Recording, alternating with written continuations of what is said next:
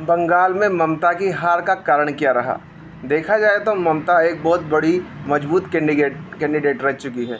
इससे पहले बीजेपी ने उन्हें हराने के बहुत ज़्यादा प्रयास किए, लेकिन पूरी तरीके से सफलता नहीं मिली। लेकिन धीरे धीरे सफलता मिल ही जाती है। कभी 15 सीटें जीती है, लेकिन इस बार उन्होंने पूरी बहुमत के साथ बंगाल में अपनी एक सरकार बना ली है और इस बार शुभेंदु अधिकारी सीएम होने की संभावनाएं लग रही है।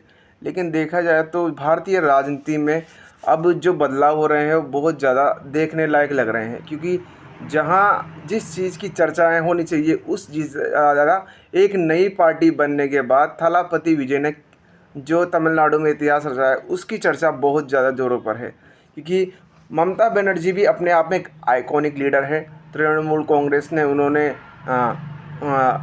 बहुत बड़ी लीडर है एक तरीके से देखा जाए तो। और बंगाल की राजनीति में जितनी महिलाओं पर पकड़ ममता बनर्जी की रही है, शायद ही किसी ऐसे मुख्यमंत्री की रही हो, क्योंकि उनकी जो योजना है उससे महिलाओं से ज़्यादा फ़ायदा हुआ है। इस वजह से महिलाएं उन्हें ज़्यादा सपोर्ट करती है, साथ ही अल्पसंख्यक लोग भी उनको वोट करते हैं। लेकिन इस बार कुछ चुनावी गणित इस प्रकार का रहा कि जो बंगाल की राजनीति है इस बार जो वोट शेयर तृणमूल कांग्रेस को मिलना चाहिए था वो ना मिलकर बीजेपी के सपोर्ट में आ गया।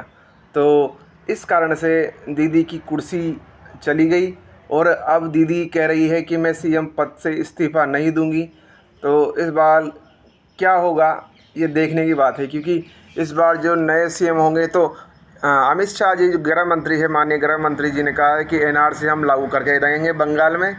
तो उन्होंने पहले से ही एक्शन के मूड में थे, तो किसी प्रकार के घुसपैठियों को भारत में घुसने की इजाज़त नहीं है और एनआरसी रोहिंग्या मुसलमानों को भी बाहर निकाला जाएगा, इस प्रकार की उन्होंने अपने भाषणों में बयान दिए थे। तो बंगाल की राजनीति में देखा जाए तो जो रोहिंग्या का सपोर्ट भी किया था ममता बनर्जी ने, लेकिन राष्ट्रीय लोगों को ये हजम नहीं हुआ। उन्होंने मना कर दिया कि ये गलत है कि आप देश की सुरक्षा व्यवस्था के साथ समझौता नहीं कर सकते, आप चुनाव जीतने के लिए किसी बाहरी लोगों को शरण नहीं दे सकते।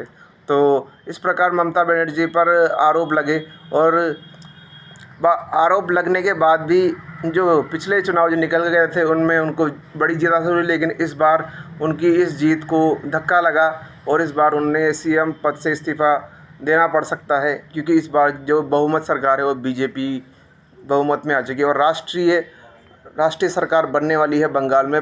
बहुत सालों बाद राष्ट्रीय बहुमत के साथ बंगाल में भगवा लहराने वाला है। तो आपको कैसे लगी ये खबर? Thank you so much.